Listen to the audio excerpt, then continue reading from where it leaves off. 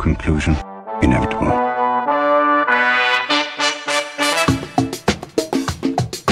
It was a jump to conclusions, Matt.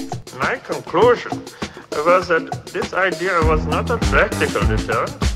My only conclusion can be that it was a Sith Lord. In conclusion. Hello there, folks. Welcome back to In Conclusion, the only movie podcast where all your problems are solved by sticking your little hot dog fingers down someone else's little throat. I'm Dan O'Keefe, and joining me as always is Anna Otto. Anna, how are you? Horrified, if I'm being honest. That was so gross, Dan. Good, I'm glad. I mean, I know I watched the movie and I did audibly say the hot dog fingers made me the most uncomfortable, but hearing you say that made me uncomfortable again. How are you, Dan? I'm good. I ran a marathon this weekend. I saw. How are your nipples? My nipples, they did get a little chafed during the day. I'm not going to lie. But they're fine. Physically, I'm fine. I felt fine afterwards. Did you wear your singlet? You looked great in the videos I saw from Anna. Oh, thank you. I did not wear my singlet. No, Okay. I was.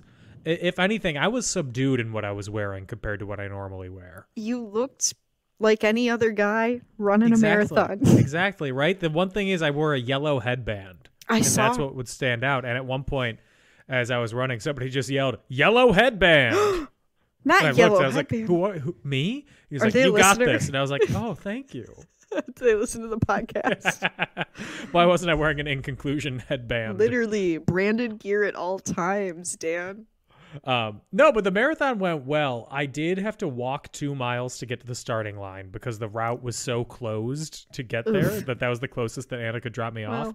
And then because of how backed up parking was at the finish line, I had to walk 2 miles afterwards to get back to the car. Did you want to saw your legs off? I think it was helpful. I think it kept true. things moving and kept me from like tensing up. That's and my fair. muscles from seizing. That's very fair. Did you have to take an ice bath at home? I did not. I did sit in a hot tub for a while, which was that very sounds nice. But no, like both myself and multiple other people were shocked at the state I was in afterwards being in a good state and not like falling on the ground. All I'm hearing is you could have gone faster. You know, I maybe there was a point I did walk a little bit, only starting with mile 22. Wow, that's amazing, Dan. Thank you.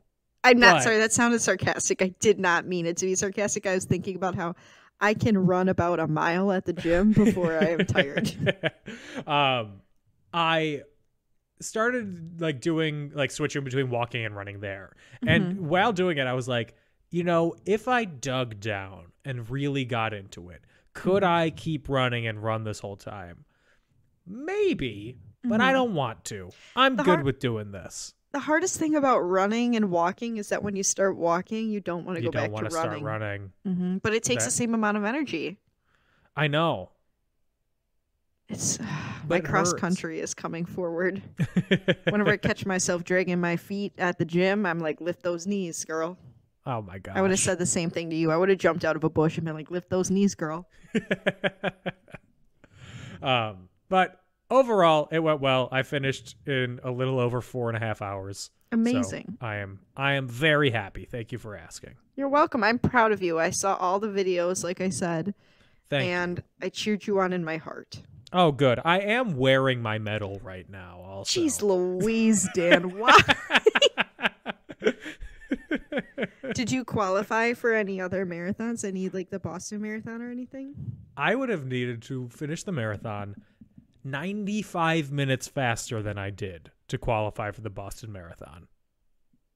As you can see, I know nothing about running marathons. I didn't know that until I was like, okay, so this one you could just sign up for. I know you have to qualify for the Boston Marathon. How fast do I have to go? Under 3 hours? Are you superhuman? Insane. Do you sprint the whole time? Right? Is that what people do? They just like run as fast as they can.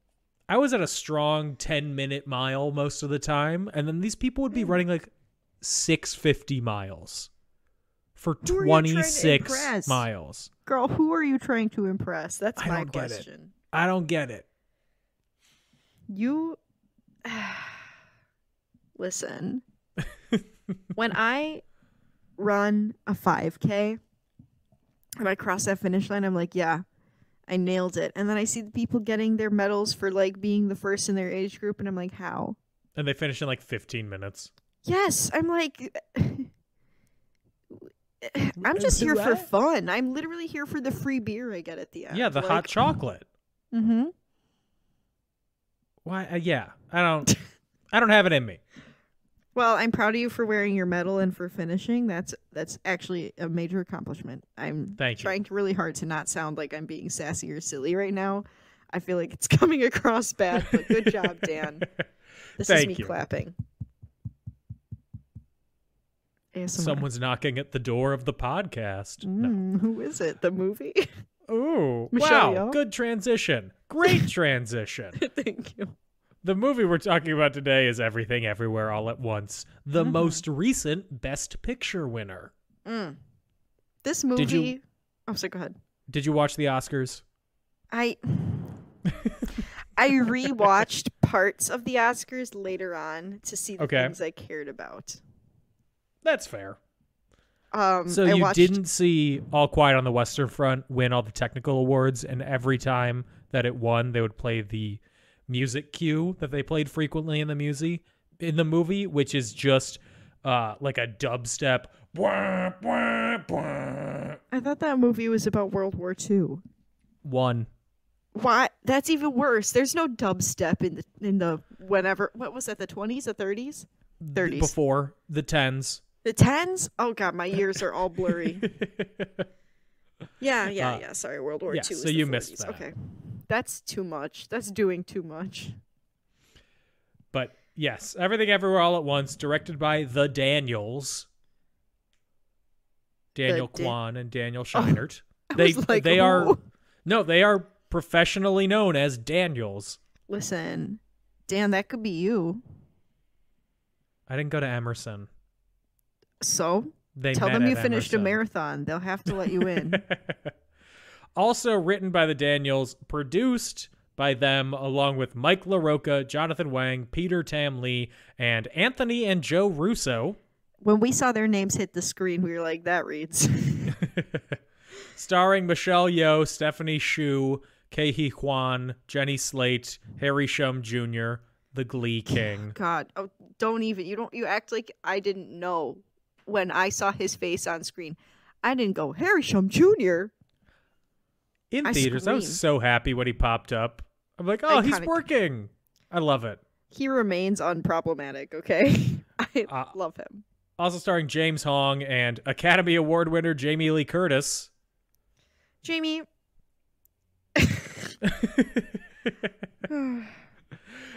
Edited by Paul Rogers, who, if you haven't seen a picture of him, Anna, you should look him up. He's a cutie. Not Paul Rogers, editor. Paul Rogers, Everything Everywhere All at Once. Released on March 25th, 2022, with a budget of $14.3 million. It made $114.9 million at the box office. I forgot that this was... Oh, sorry, go ahead. On Rotten Tomatoes, it has a 94% approval rating. Period.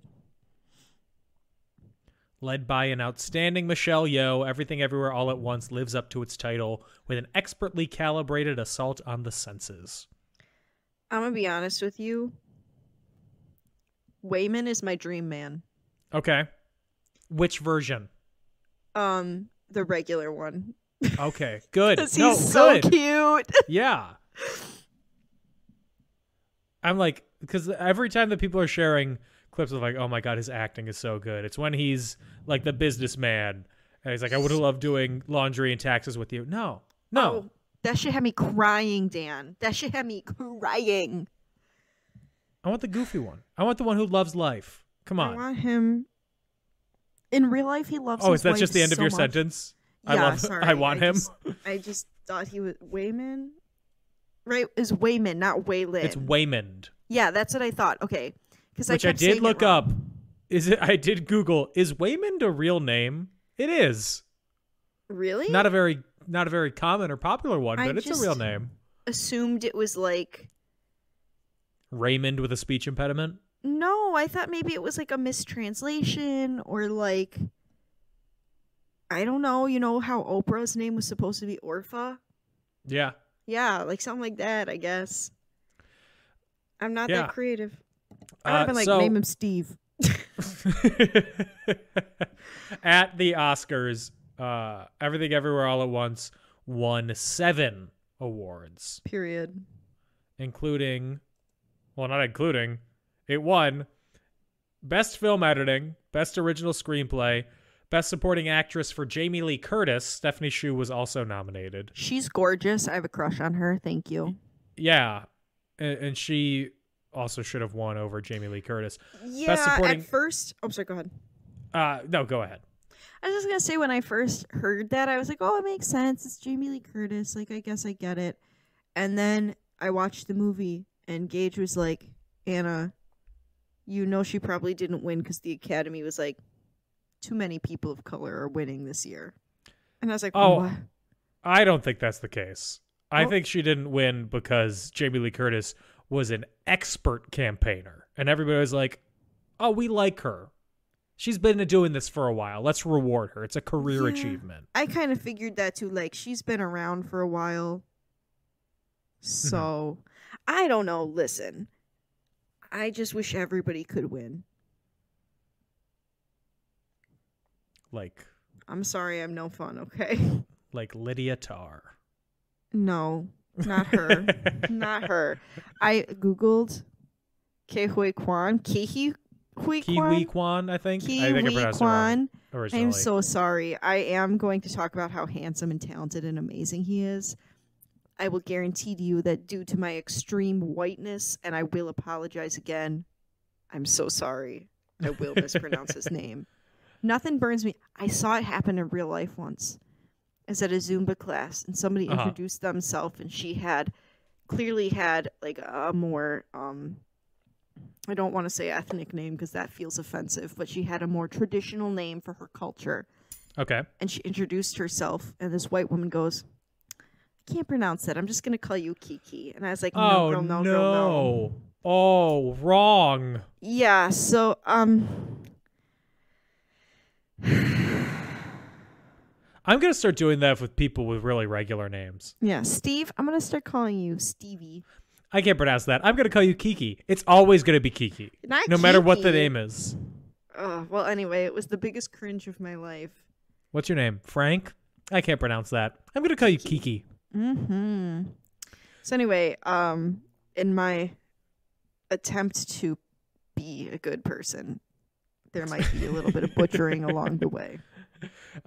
Also winning Best Supporting Actor for Ke Kwan, Best Actress for Michelle Yeoh, Best Director for The Daniels, and Best Picture. Slays all around. I don't agree with some of these, but you know. Oh, well, I'm not an Oscar voter. I just really liked the movie, and I'm in love with Waymond and Kiwi. Oh my god. Kiwi Kwan. I'm in love with him. I loved the way he talked about his wife during his acceptance speech. His story had me crying in the club.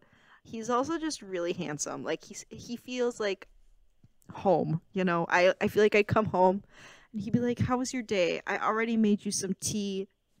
I fluffed your pillows. Your slippers are out. I have a job too, but you know, you're my queen."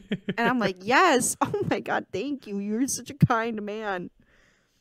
And these are weird fantasies that you have. I told Gage that I think Waymond is the definition of the feminine gaze. Okay. Because he's so nice and sweet, but it doesn't compromise his masculinity. Mm-hmm. And I think not only is it the character like that, but the actor is kind of giving feminine gaze as well. Okay. So just not traditionally masculine. Yeah, women don't love that all the time. Everything, everywhere. All at once. All at once. So was this the first time that you saw it? Yeah, most I'd recently? wanted to see it for a while, but there were a lot of movies that I've been like trying to watch, and I just was busy finishing a show. Yes. This movie had been on my radar for so long because it has bagels in it. Okay. And I love bagels, and I was like, what's the connection here? Why are Don't laugh at me. I know I'm laughing. Don't laugh at me. Also because like it had a lot of people in it that I had heard of before, you know. Mm-hmm. And with so many, you know, I mean, Ki Hui Kwan, he's back in business after having stepped away from the spotlight for quite some time. But yes, you know, Gage really was talking about. I didn't realize that he was Short Round and that he was in the Goonies Data either. Yeah, I didn't either. While we were watching the movie, Anna turned to me when we first saw it, and she was like, "Is that the kid from Indiana Jones?" And I was like, sounds the it same. Can't be. No. And then afterwards, I was like, "Oh, it is." Huh. Do you think he sounds the same? I think that he still I do too. has a very youthful voice. Yes. I think he even still looks a little the same, but mostly he sounds the same. Yeah, he has a high pitched voice. Yes, and what's the other thing I was gonna say? Oh, and then Michelle Yeoh, like I've seen her in a few things recently. We watched her in School for Good and Evil, I think. Star Trek? No. What is School for Good and Evil? I don't know what that is. It's a movie about like witches, essentially. Sure. Look it up. It's a cute movie. I thought it was for kids. It's not for kids. Okay. Okay. So you didn't see it in theaters, then you finally got around to watching it. Yeah. I did. This was finally I got around to watching it, and I really enjoyed it. It lived up to the hype and all that stuff, and it had some parts that did make me laugh and parts that made me sad, and you know I like feelings. So yeah. How about you, Dan? So I saw this in theaters about a week after it came out. April 1st. I was checking my Letterboxd logs to see. Dear God, not because I'm insufferable. I remember I saw it in theaters. I liked it when I saw it then. I thought that's pretty good. Yeah. And then this is the first time that I've watched it again. And in watching it again, I had the same kind of thought process. That's pretty good. Sometimes it gets too silly for its own good. What? It gets too caught up in its own gags. Okay. For losing its sense of, I'd guess, the familial drama that is, and like the connection between characters, which is at the heart of the story and the heart of the character growth. And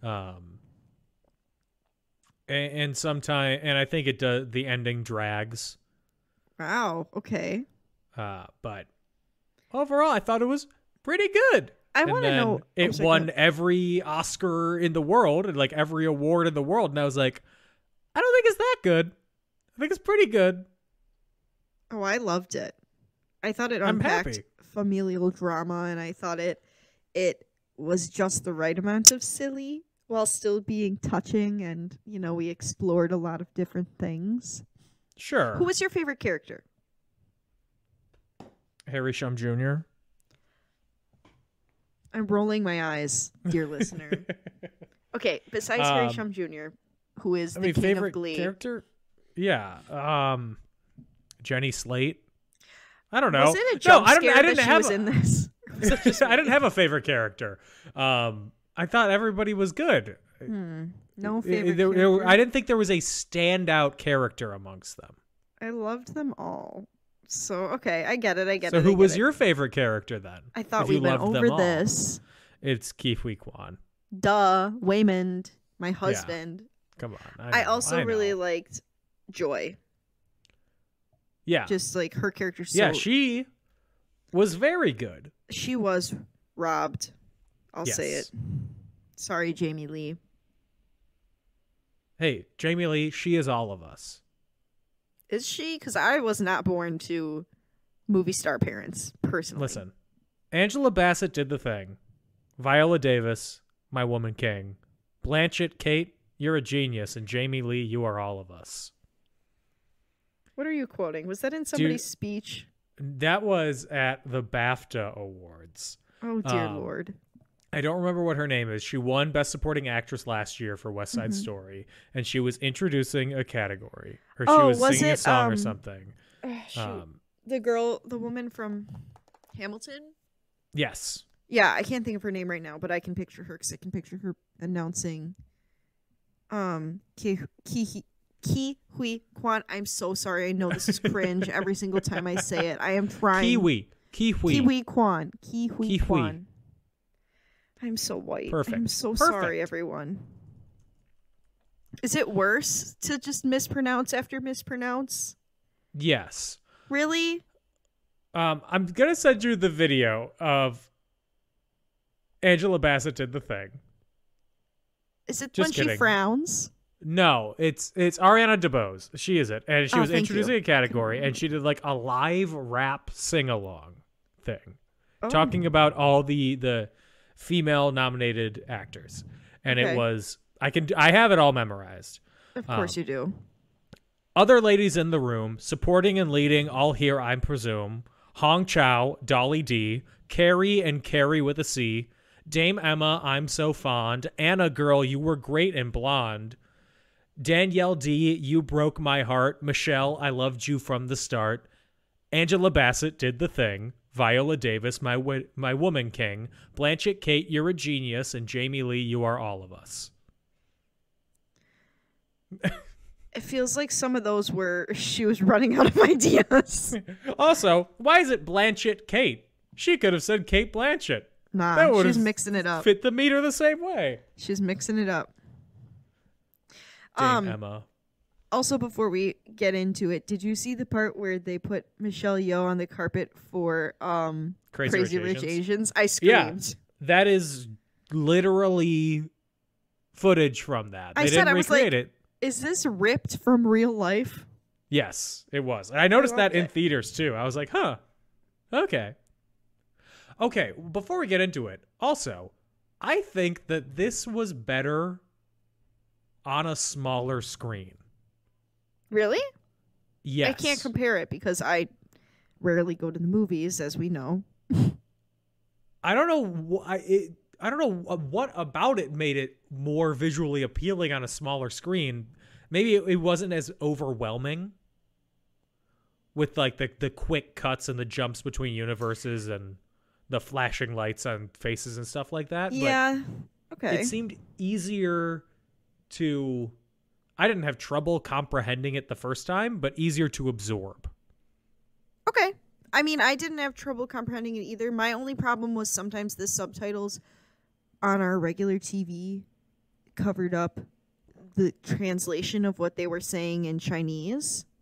Oh, because you were watching it with subtitles on, because you're a millennial. No, it's because my neighbors are jerks. But, you know, that was okay. I mean, I can piece things together.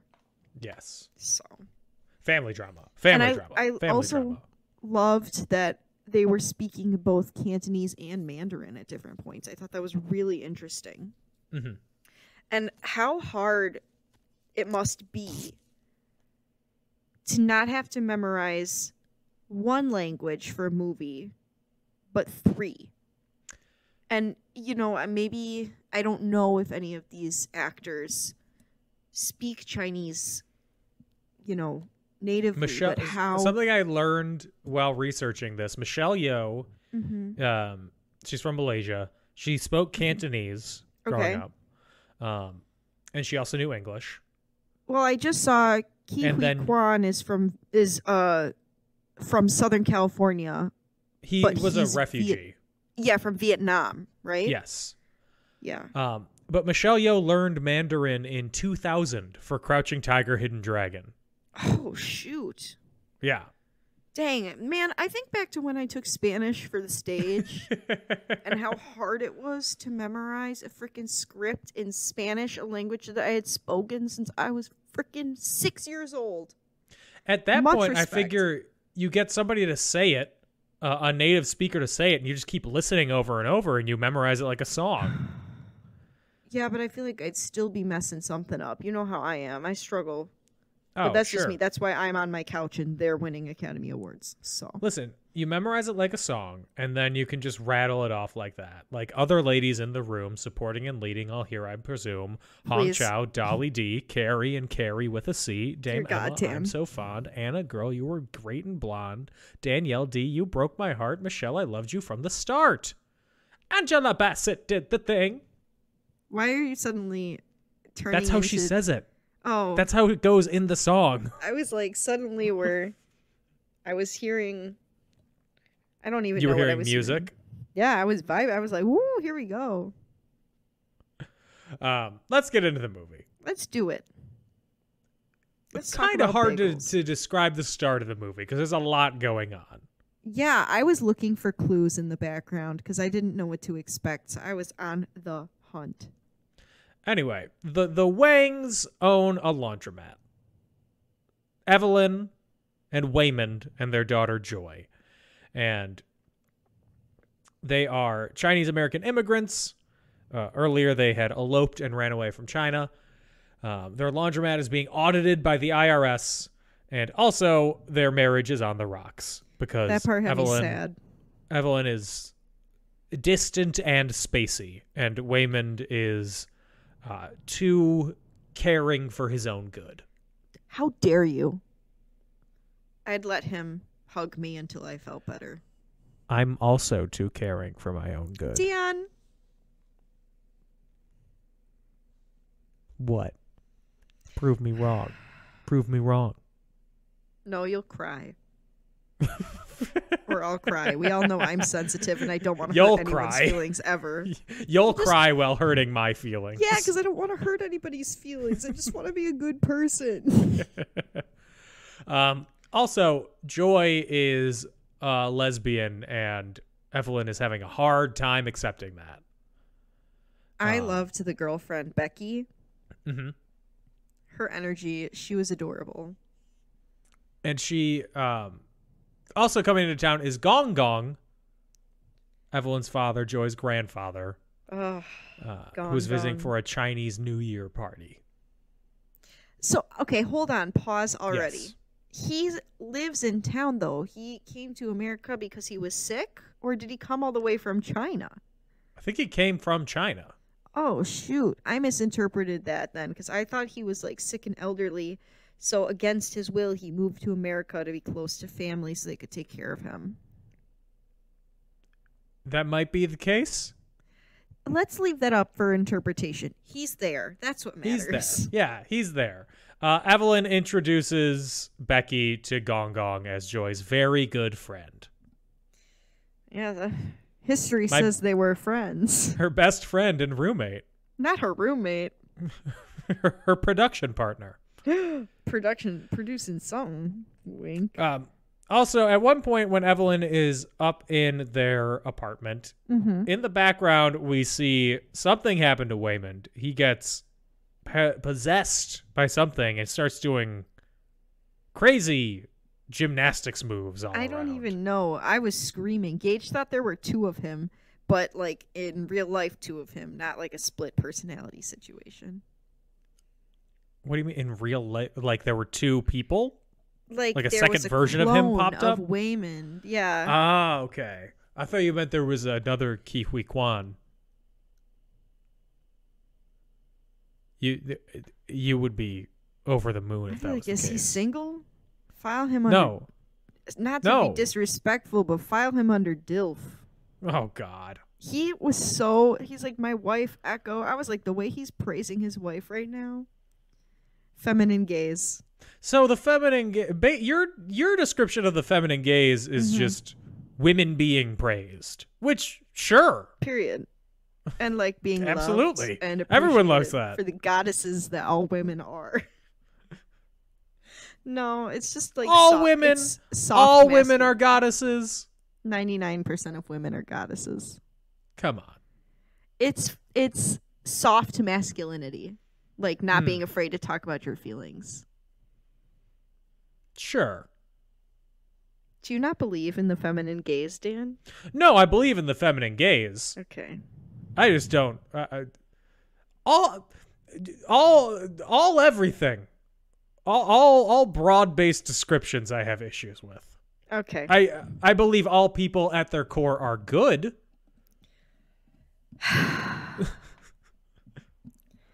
Okay, well, I think this is a conversation we'll have to fully unpack at some point. So they go to the IRS and they don't have their taxes in order as they're being audited. Also, Evelyn is lying to everybody in different ways to try to appease them. She says to Gong Gong that they're expanding the laundromat, but no, they're actually being audited. But as they're at the IRS building, which the sign outside said Internal Revenue Service building. Did it really? It did. I didn't notice that. Waymond's body gets taken over by Alpha Waymond, a version of him from the Alphaverse.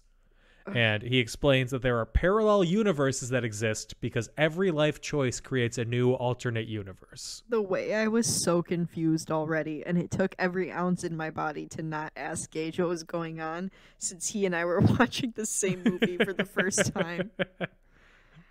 Oh, it was really hard, Dan.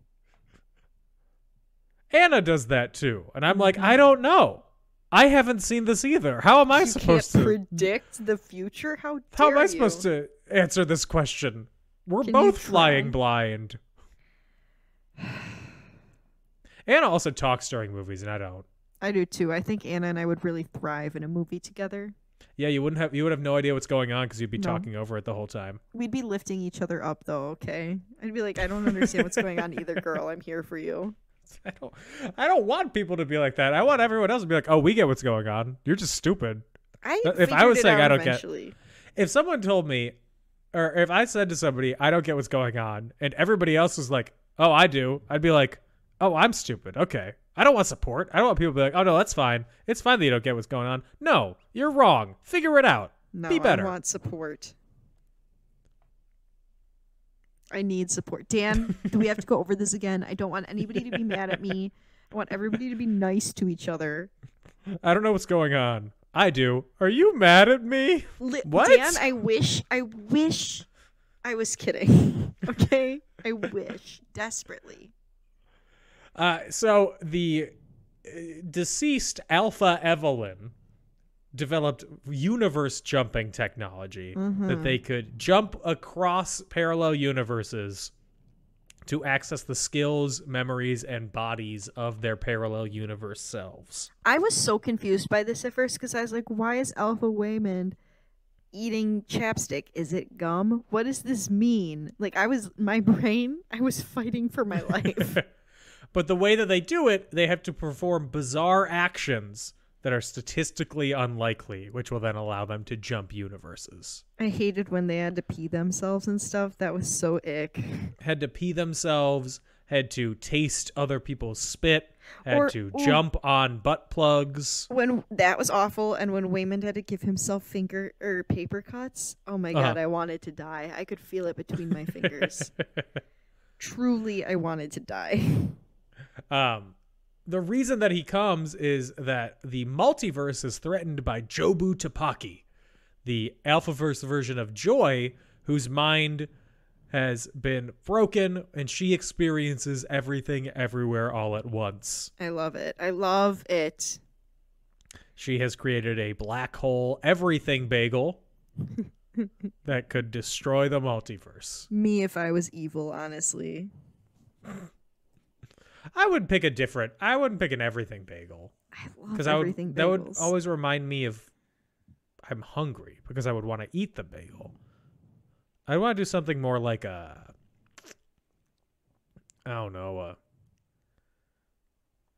chili.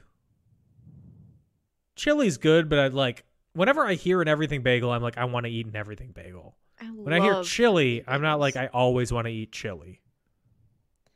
I guess I love everything bagels. So like, for me, the energy's in the right spot, but if it's something you love, and then I'm just thinking purely of the food aspect of it. That's true. I'm just hungry. I think that's really the point I'm trying to make. Things I like. When Waymond was like, "We don't have cream cheese in my universe," I was like, "That's not a world I want to live in." Honestly, Yeah, I was like, oh, what a horrible place to live. Truly, what a nightmare. If I was him, I too would have ran away. So Evelyn is given the technology to jump between universes, and Jobu's minions have started to converge on the IRS building. Scary. Including the IRS agent, played by Jamie Lee Curtis, Jenny Slate, who was in the IRS building for some reason, who had her character name changed between the theatrical release and digital releases. What was her character name? So when she's first talked about in the laundromat, Evelyn says, "Go help Big Nose over there." Uh-huh. And then in the credits for the digital releases, it's Debbie the Dog Mom. Big Nose probably was offensive or something. Because of the Jewish stereotypes. That's why it was changed. I have a big nose too. I get it. Did I ever tell you this? Haunting. My first day in public school, a kid approached me and said, "Are you Jewish or Italian?" Oh my God. And I had to because you can either be one of the two, not both, and not anything else. The problem is, I do have lineage from both cultures. Sure. So, but I'm Italian. Sure. I believe you. And I also have this nose. They are not one and the same, kid. Random, somewhat related, but not really. You know Zachary Levi, the actor? Yeah. You know he's not Jewish. No, he's also not a pro-vaccine. He's anti-vax. Yeah. I guess I never really thought about the fact that he was or wasn't Jewish. It's because Levi is typically a Jewish last name. Oh, did he change his last name? Like, is that not his real last name? No, that's his real last name. He's just not Jewish. Just a random fun fact. Thank you. It is a fun fact. He's very Christian. Maybe if he was Jewish, he wouldn't be anti-vax, but what do I know? That did sound like a very much like a Jewish grandfather commenting on the events of the day. I am nothing if not a grandparent. I am nothing if not a grandparent, okay? So Evelyn discovers all the universes where she flourished, where she is a kung fu master and a film star, and for some reason her kung fu trainer is always wearing her kung fu gear, even as Evelyn is a movie star at a film premiere. I was like, girl couldn't even take a break to wear like a gown or like even a nice tasteful pantsuit. And there are also universes where people have hot dogs for fingers. Hated that one. And she's married to Jamie Lee Curtis in that universe, which was iconic, but I hated all the feet. Ugh. Feet are gross. There were a lot of feet. Well, when you have hot dogs for fingers, you can't really use them for much. I guess, but it still gave me the ick. And then as she finishes jumping through universes and learning her powers, Waymond gives her the divorce plans. And Alpha Waymond has come to Evelyn because she is the greatest failure of all the Evelyns in the universe. I love it. She has untapped potential. Go on. And then Gong Gong is taken over by Alpha Gong Gong. I love Alpha Gong Gong. And he's like, kill Joy to stop her from entering Evelyn's universe. He's absolutely chaotic, but I get it. You know what I mean? I love him. But she refuses to do that. And instead is going to face Jobu Tupaki using everything she's learned from her verse jumping. And then Alpha Gong Gong, he thinks she's gone crazy, so he sends people to fight her too. Then more fighting. Just a lot of fighting between folks. A lot of universe jumping. I mean, Gage and I agreed that this was kind of a combination of like The Matrix and, you know, some of the more action-y kung fu movies. That, you know, because I mean, Michelle Yeoh, she has that background in doing kung fu movies, Yeah, and like Jackie Chan. Yeah, that it would action be movies. almost a waste to not put her in some sort of a high action role, at least to me. I have a question. Yes. Michelle Yeoh became an actress because she got a spinal injury that kept her from becoming a ballerina. Oh. My question is, what spinal injury precludes you from becoming a ballerina, yet still allows you to do the types of stunts that she has done in her career? Maybe she can't point her toes. Ballet is real, but also so fake. Everything is real, but fake. Ballet is wild. I don't know anything about ballet. If you showed me ballet, I would say, what? Who? If you asked me to dance the ballet, I think I would invariably, unconsciously just go, "You're not a dancer, Billy. You're not joining the ballet." Electricity builds inside me. That's what I would do. Is that from the musical? Of course it is. I've never seen it. We did watch the movie in one of my classes for some reason, and I don't remember why. Oh, okay. Well, I have no idea what Billy Elliot would relate to. In English class, Thatcher? history class. Boo. There's a whole song about her dying in the musical. Mm-hmm. Good. So while they're fighting, Jobu finds the real Alpha Waymond in the Alphaverse, and Evelyn's mind breaks into a million pieces and she collapses. Also, earlier we are introduced to Jobu Tupaki in a hallway fight where she turns weapons into dildos and then kills someone with those dildos. Iconic behavior from the villain Jobu Tupaki. Feminine gaze. Truly. No, I can't. Jobu Tupaki is my ideal villain because the real villain at the end of it all is her mother. No. Well, I was gonna say like familial trauma, but sure. The real villain that we're all fighting is bad parenting. So the two of them uncontrollably jump between bizarre and different universes, including a hand-drawn universe, and a universe where they are rocks. I love the rock universe. Dan, I love the rock universe. Where they communicate with text on screen. That part, I loved it. I thought it was really cute.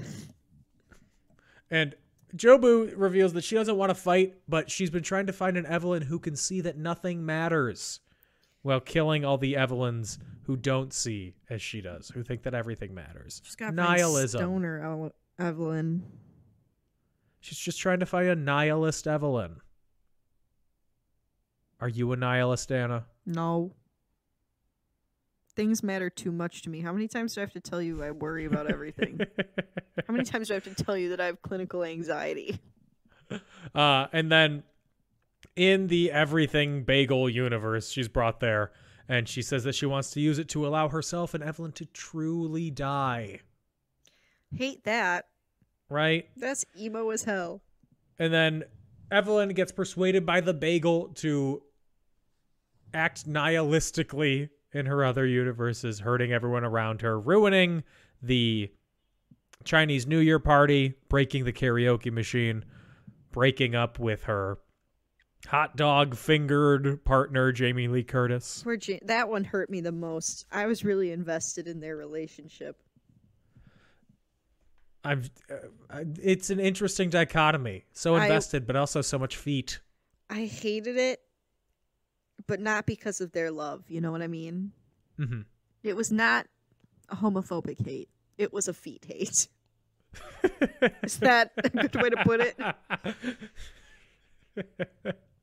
It was, what is the word for feet or for foot? Podiatry? Pedophobic? No, that sounds like you should be pedophobic. Wait, wouldn't pedophobic mean you're scared of children? Oh, well, sure. I'm looking it up.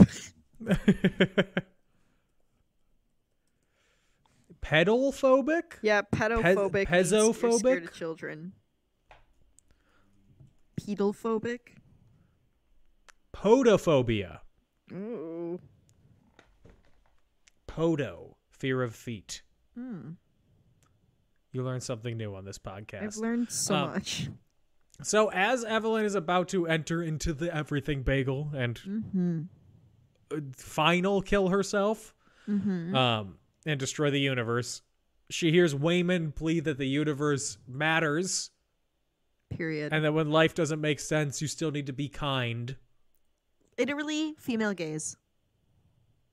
And I'm gonna then, say that just to annoy you now. just for everything. Everything is the female gaze. Everything Literally. you like is the female gaze. Everything you dislike is the male gaze. Period. Honestly, true.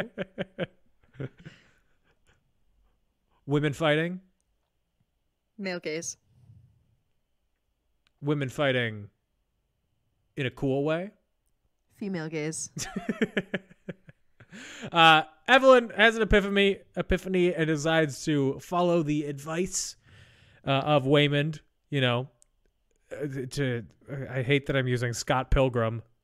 Scott earned the power of love. Wait, pause. Did you get the part at the beginning-ish where Waymond goes, do you ever notice your clothes never never wears well the next day? Well the next day, and your hair never falls in quite the same way. Yeah. Yeah, that song is playing in the background of 3 different scenes. Is it really? Yeah, and I never noticed that. They worked with 9 Days, or at least the lead singer, to record a different version of it. And like one version is in Cantonese too. That's fucking iconic because he said, you've noticed your clothes never fit as well the next day. And I said, your hair never falls in quite the same way. And then he said it, and I was like, whoa. I predicted We're meant the for each future. other. Literally. We're in love, actually. Me and Keith Kwan. Thank you for telling me how to pronounce it, Dan. I feel You like got a it. good You got it. person now. I overcame I'm my happy that's all it whiteness. takes to make you feel like a good person. I overcame my whiteness. As long as I'm not referring to people as Kiki. Well, What's your name? Jenny Slate? I can't pronounce that. I'm going to call you Kiki. That shit really chapped my ass. You expect me to dance next to this bitch? Anyway. So then Evelyn is going around her multiverses to find what hurts the people around them and bring them happiness. How kind of her. I love that. Positive vibes Right? only, screams Evelyn. Including in the IRS office, turning one of the Daniels into a cuck, like a gimp-suited cuck. I don't know if cuck is the right term there. I don't know either. Sub? A sexual fantasy. Yes. And turning bullets into googly eyes, you know, all fun things. I really thought the googly eyes were going to play a larger role in this movie. Yeah, right? Because it's in a lot of the advertisements and especially in the awards campaign, but it's just something to easily set it apart. And it's a lot easier to bring a bunch of googly eyes to people than it is to bring a bunch of bagels. It's so expensive to bring bagels, but maybe we reconsider and we bring bagels anyway. But bad bagels are bad. And you want to bring them good bagels. They can't partner with, like, I don't know, I really like Brugger's. What is Brugger's? It's I thought a chain, but there's only one around here, and they make rosemary olive oil bagels that absolutely slap. My world rocked. The best bagel I ever got was from a deli in Brooklyn. Okay, well, sorry I haven't had a New York bagel recently, Yeah, man. go have a New York bagel or go to a Jewish deli and get some bagels. Sorry, I can't look out the window and find a deli. You live in the wrong part of town. I live in the freaking Suburban part of town. Suburban part of town. If I wanted to go to a Jewish deli, I'd have to go all the way to Jake's, and that's not in a great area. You make the trip for the bagel. You're right. I want to talk to Jake himself. Jake from Jake's Bagels? Jake himself. What are you wearing? A bagel. Bagels. Nice. So Evelyn repairs the damage in the other universes, neutralizes the fighters, and then she reconciles with Waymond tells Gong Gong about Joy and Becky's relationship, and then talks to Deirdre about how Wayman convinced her to let them redo their taxes. And it's because, he was like, you got to be kind. People are trying. Period. Just be kind. Me to me every single day when somebody's really pissing me off. And then Jobu decides to go into the bagel alone, and Joy is begging for Evelyn to let her go at the same time. And then everyone pulls Jobu from the bagel, not just Evelyn, but also Gong Gong and Waymond. And also Jobu jumps off the ledge as a rock, and then Evelyn follows her. She has googly eyes. Why that shit had me crying, the rocks? They for real had me feeling a little something. And then we jump forward in time. And the family's relationship has improved. They go back to the IRS building to file their taxes. And Evelyn is briefly thought about her alternative selves in the multiverse.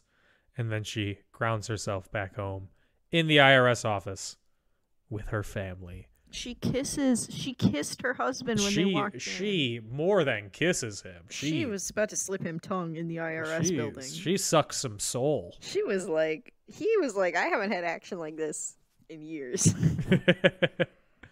And that is Everything Everywhere All at Once. The movie. I loved it. I thought it was pretty good. I really liked it a lot. I really did. I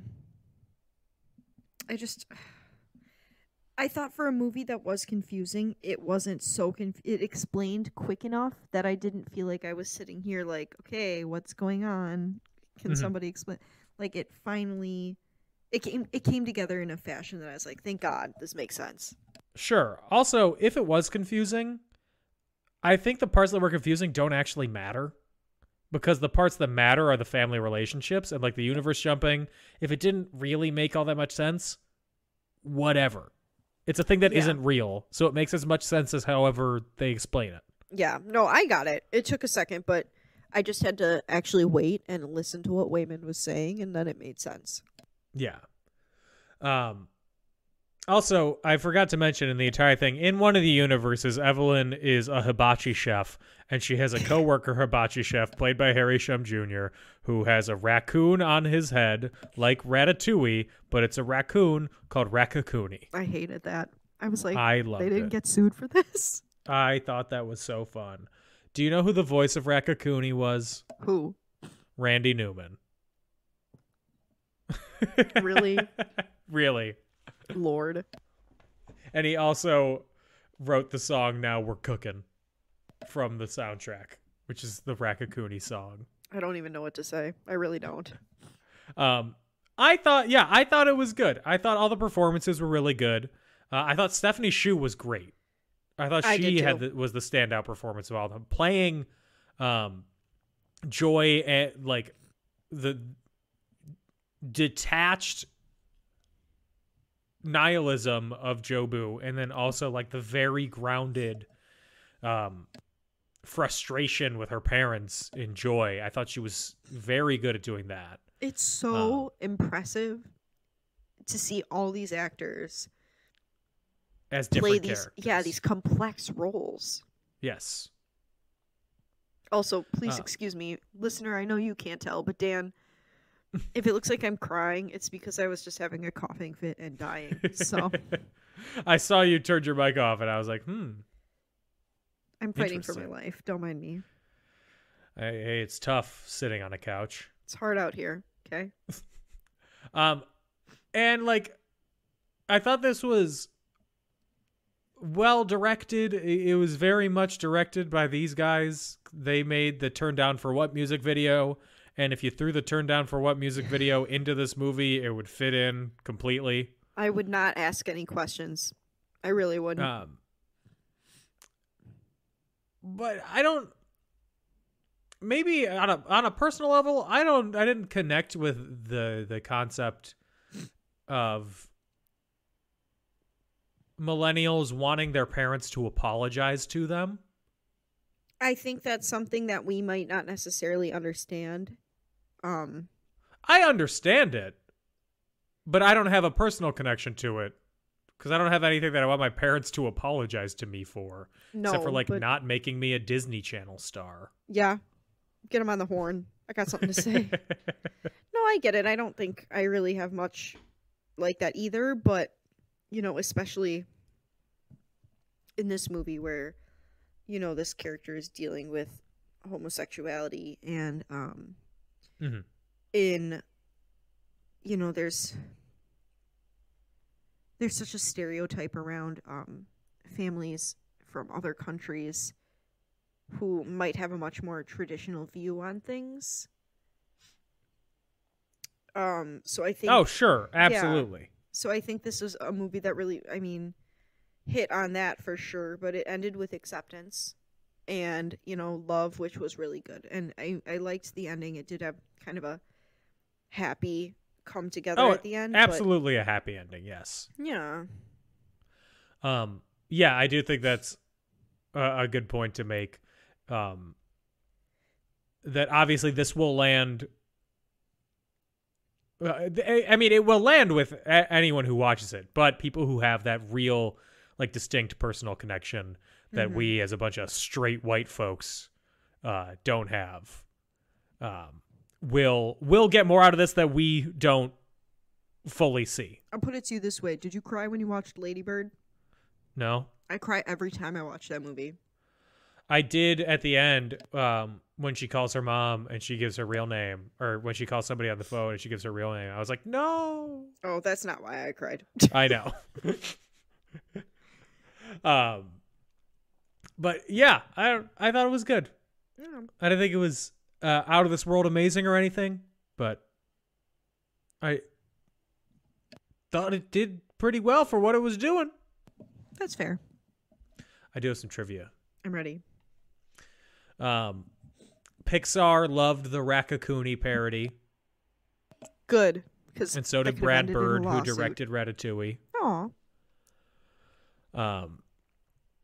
Originally in the script, Evelyn was named Michelle. And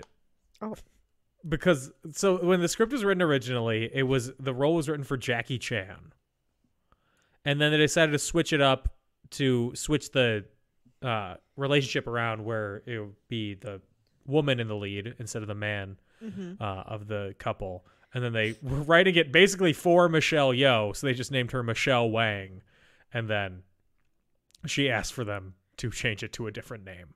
I like that they changed it from a male lead to a female lead. Mm-hmm. I am so sorry. My allergies are literally killing me, Dan.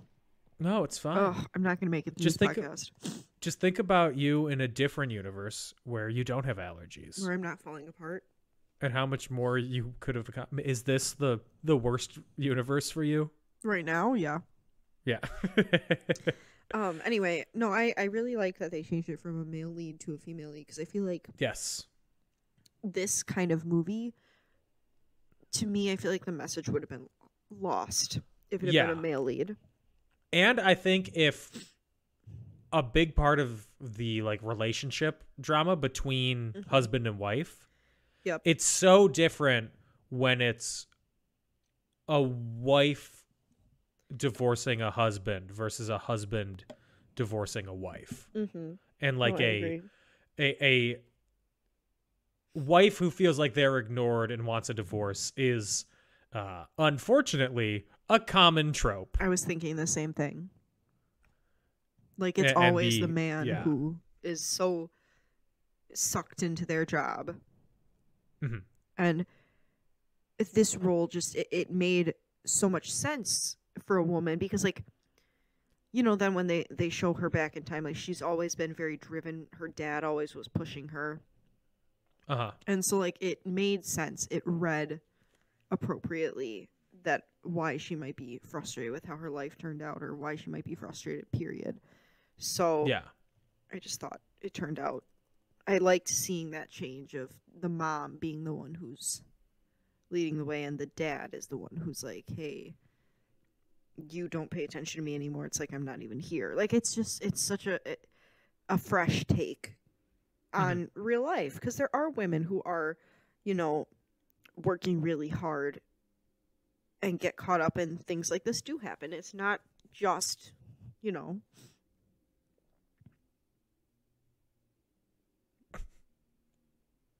Yes. I was like, did I lose him? I thought you froze. No, I was for a just second. listening.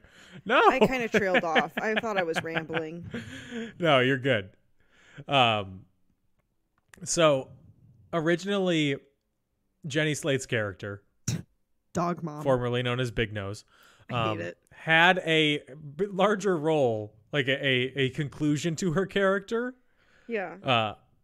Daniel Kwan said they had this touching moment on the staircase that helps clean up that loop.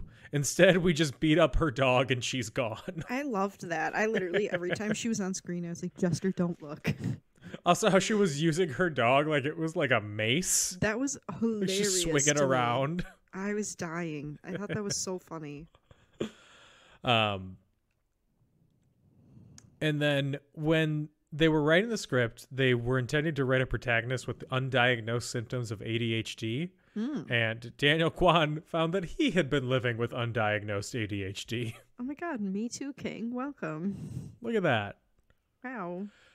And then lastly, in the rock scene, there was supposed to be dialogue, but Michelle Yeoh suggested that the scenes be silent with text instead. And it works a lot better like that. It's a lot more powerful that way.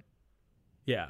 Mm-hmm. And also the laughter joke works really well. I thought it was so funny. Yeah. Loved. Would this movie be better, worse, or the same with Jonathan Taylor Thomas? I don't think it would be appropriate for him to be in this movie in any Where would of the he major be? roles. Would he be the gimp boy? He could be the dog mom.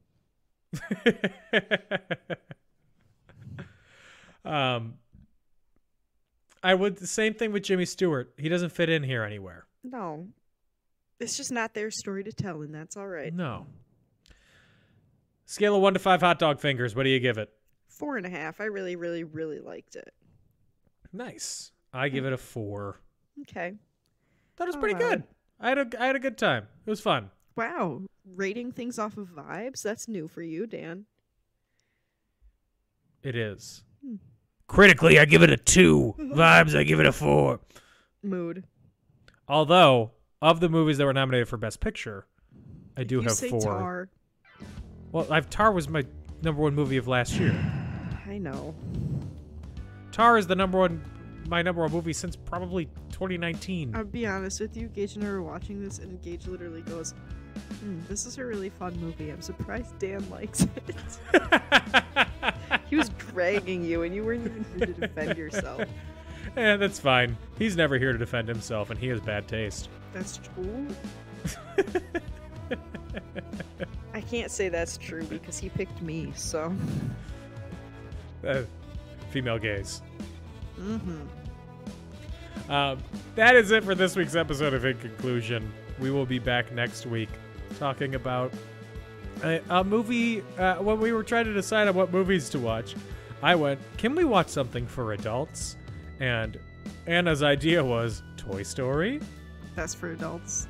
Disney adults. Which is more for adults, but we are doing the Bourne trilogy, which still, I don't know if it's for adults, but it's more than phase 2 of the Avengers. Listen, I'm doing my best, okay? Then after that, it's Tar. 3 times no. in a row. Tar thrice. Tar.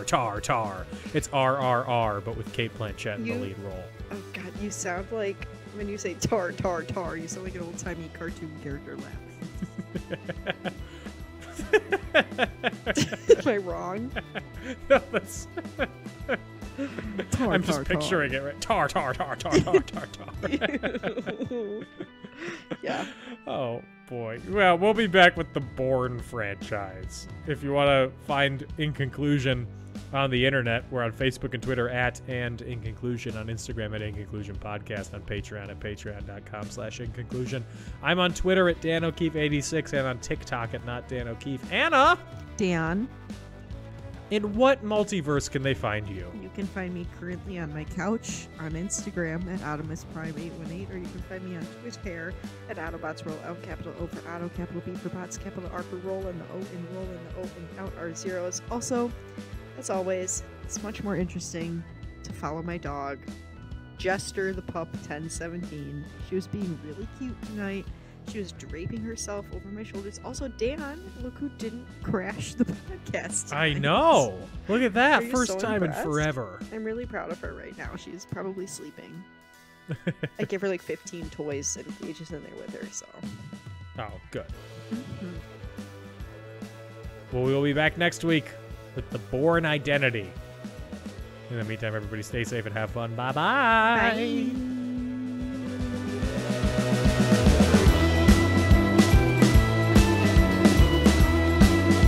I thought to myself, she can't have sex if her skin is burned.